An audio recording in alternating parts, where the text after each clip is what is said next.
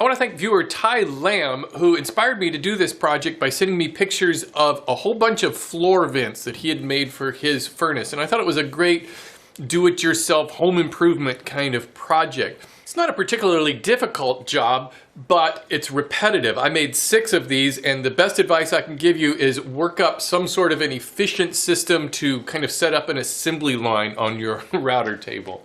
All of the vents in my house are 5.5 inches wide, so that works out perfectly because I can use off-the-rack lumber from the lumber yard that is exactly 5.5 inches wide. The critical dimension is this underside part that drops into the hole. The first thing I did was I drew up this full-size template of what I want the vent to look like. Now this isn't a cutting template, it's more of a setup guide for me. And that gave me the actual measurements to create a mock-up version that I made out of plywood. So if you're going to do a project like this, all the while be thinking about how you're going to set up each procedure so that it's easily repeatable. To make these only requires 3 different setups on my router table, and when I made this mock-up out of the plywood, I made sure to draw lines on my router table so I could repeat those cuts. I've got a 1/4 inch straight bit in my router to make these slots, and I'm spacing each one a 1/4 inch apart. I'm setting up a stop block on this side of my fence to right here,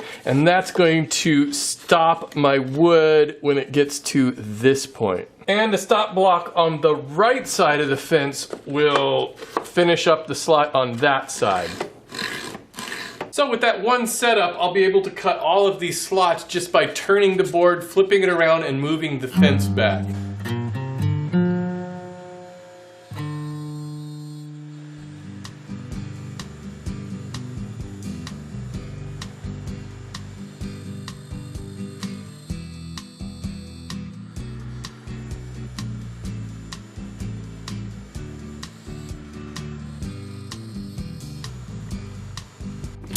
And now I'm just going to raise that bit up a little bit more. I'm making 4 passes through each slot, just raising the bit up a little bit at a time, so my final pass will be this one and it'll cut through.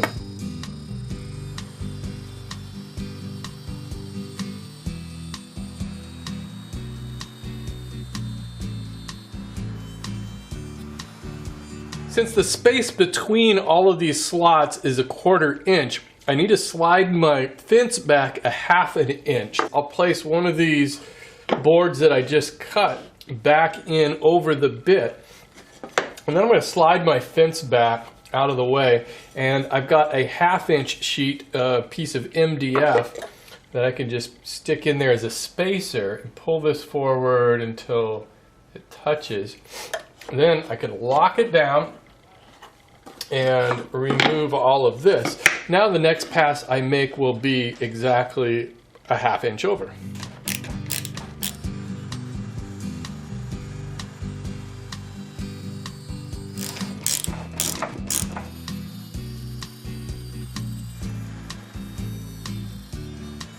All right, do the same procedure as before.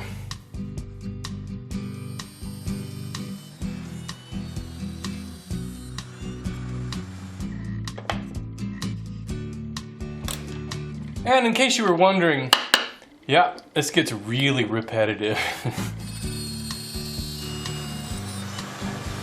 Now I can make this rabbet that goes all the way around the edge. So this is about all of the material I need to remove, and it's about 1 inch wide. My straight bit is 5/8 of an inch, so that means I have to do this in 2 separate passes. One of the ways I could do this would be to raise this up to its final height, the way it is now, and just make a series of very shallow passes through there. And I tried that, and I get a nicer cut if I take it all the way over here and then slowly raise the bit up rather than come in this way. I've moved my fence back to the lines that I had made earlier.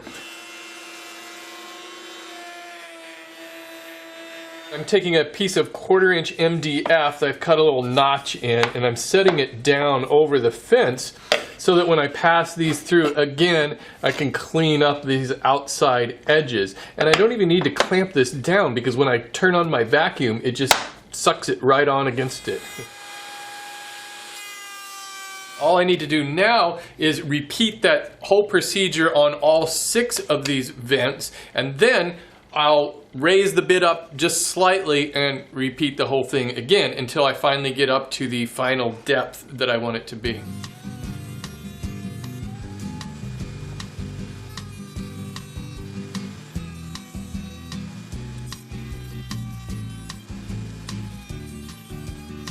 So that's all 6 of them, and I've cut this rabbet down to about an 1/8 inch thick there.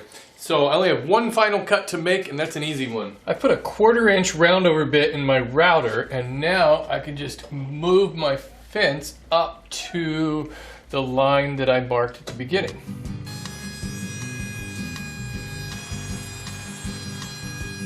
And that slight roundover just makes for a nicer transition to the floor.